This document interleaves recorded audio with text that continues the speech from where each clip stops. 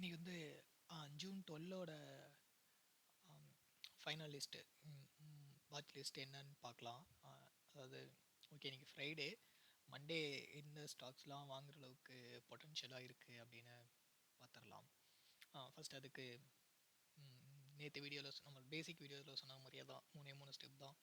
First இங்கே ஸ்கேனரை run பண்ணுறோம்.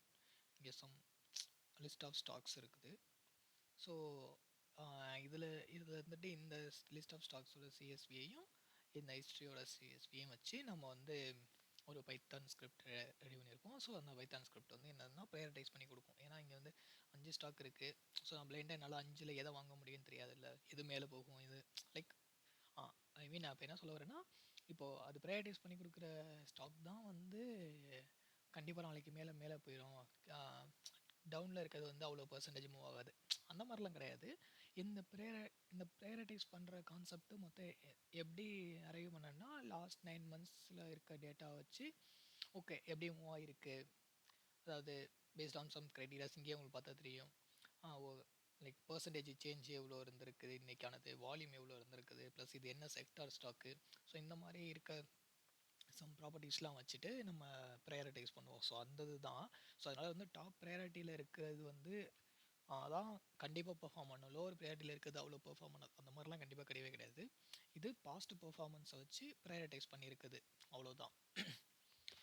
யா already நான் டவுன்லோட் பண்ணி வச்சுட்டேன் இன்றைக்கான சிஎஸ்வியையும் மொத்த சிஎஸ்வியையும். ஸோ அதை வந்து இங்கே நம்ம பார்க்கலாம். ரைட்,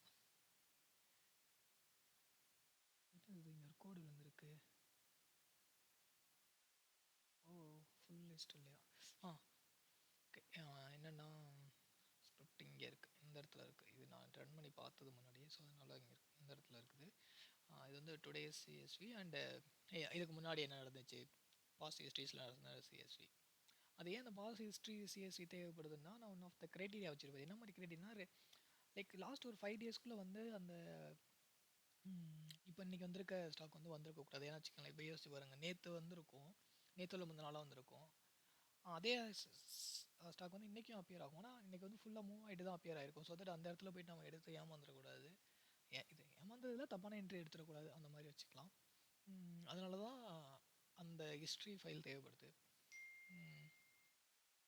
ரன் பண்ணோன்னா என்னென்னா, நம்மள்ட்ட ஒரு 5 ஸ்டாக் இருந்துச்சா, 5 ஸ்டாக்கில் வந்து 4 வந்து நேற்றே அப்பியர் ஆகிருக்கு. ஸோ அதனால் 4 சிம்பிளாக ரிமூவ் பண்ணியாச்சு. நேற்று இல்லை, ஒரு லாஸ்ட்டு 5 டேஸில் அப்பியர் ஆனது.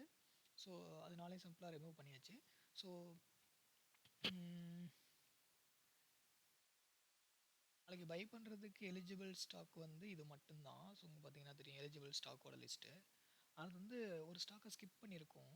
ஏன் ஸ்கிப் பண்ணியிருக்கோன்னா, ஒன் ஆஃப் த க்ரைட்டீரியா வந்து பாஸ்ட் 9 மந்த்ஸில் வந்து 65% சம் வின்னிங் ரேட் இருக்க சம் செக்டர்ஸ் தான் எடுத்துக்கிறதா ஐடியா. ஸோ இந்த செக்டர் வந்து அதுக்குள்ளே வராது. இந்த கன்சியூமரு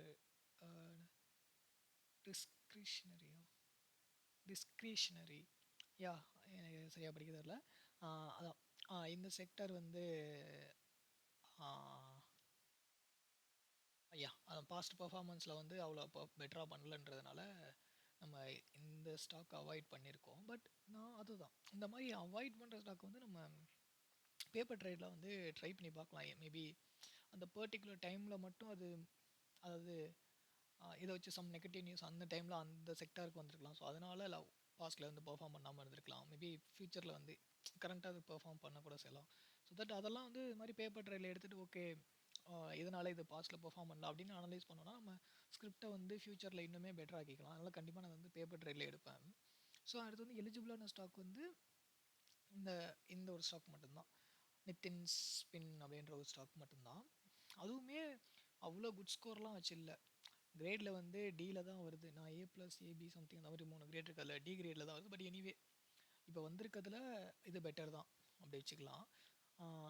ஸோ அதனால் வந்து கண்டிப்பாக நாளைக்கு இதை நான் நாளைக்கு இல்லை மண்டே இதை நான் எடுக்க தான் செய்ய போகிறேன்.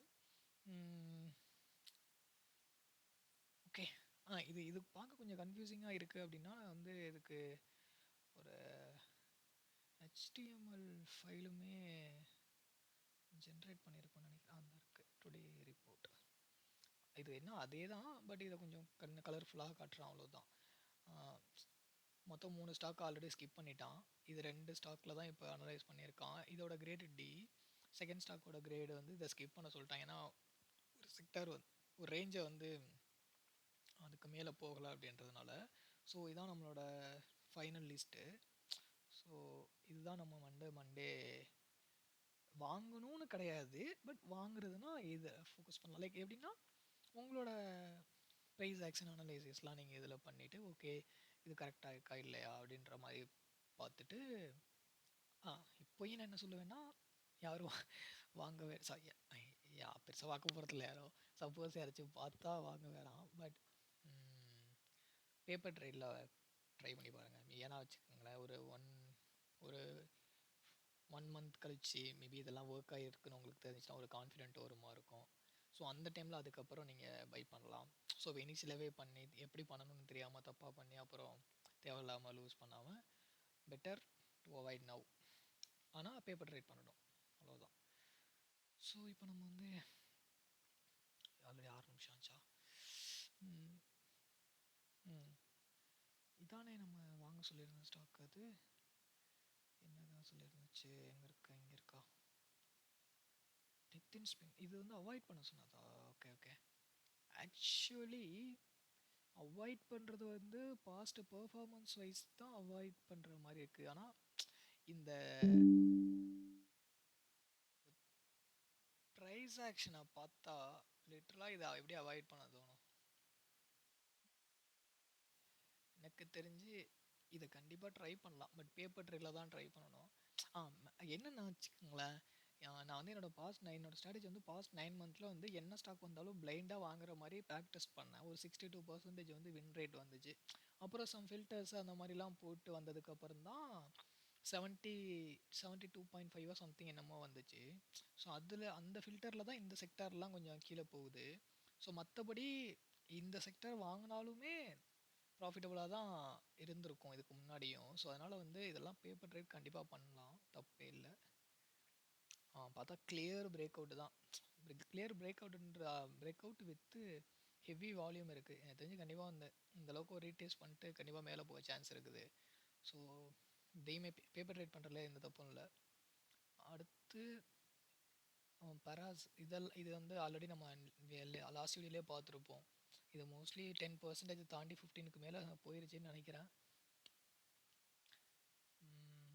15 போயிருக்குமான்னு தெரியலையே, ஆனால் 10 கண்டிப்பாக போயிருக்கும்.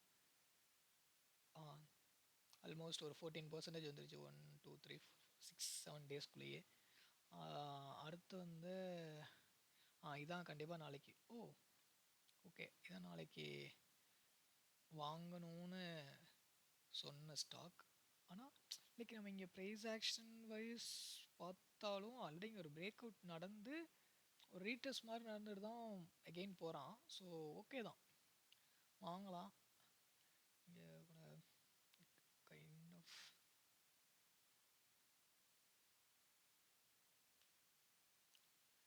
இங்கே என்ன நடந்துச்சோ அதே தான் இங்கேயும் நடந்திருக்கு. சம்திங் இது பாக்ஸ் தியரியா, இந்த இதில் வரையவே முடியல. சரி ஓகே ஃபைன். இந்த இடத்துல இருக்க விக்கு மட்டும்தான் ஒரே ஒரு கன்சர்னாக இருக்குது. பட் ஆனால் நம்மளோட ஸ்ட்ராட்டஜிக்கு இந்த இதெல்லாம் பெரிய பிரச்சனை கிடையாது. ஐ மீன் என் ஸ்ட்ராட்டஜிக்குள்ளே வந்தால் இதெல்லாம் ஒர்க் ஆயிரும் அந்த மாதிரி சொல்ல வரல. சில ஸ்டாக்ஸ் ப்ராஃபிட்டபுளாக இருக்கும், சில ஸ்டாக் லாஸ் ஆகும். பட் அட் த எண்டு வந்து ஸ்ட்ராட்டஜியோட கோல் வந்து ப்ராஃபிட்டபுளாக இருக்கணும். ஸோ இந்த ஸ்டாக் லாஸ் ஆச்சுன்னா ஓகே, இது பார்ட் ஆஃப் லாஸ்ன்னு எடுத்துகிட்டு போக வேண்டியதான், அவ்வளோதான். நெக்ஸ்ட்டு வந்து இது வந்து நேற்றே அப்பியர் ஆன ஸ்டாக்கு. நம்ம நேற்று அனலைசிஸில் பார்த்துருந்தா தெரிஞ்சிருக்கும்.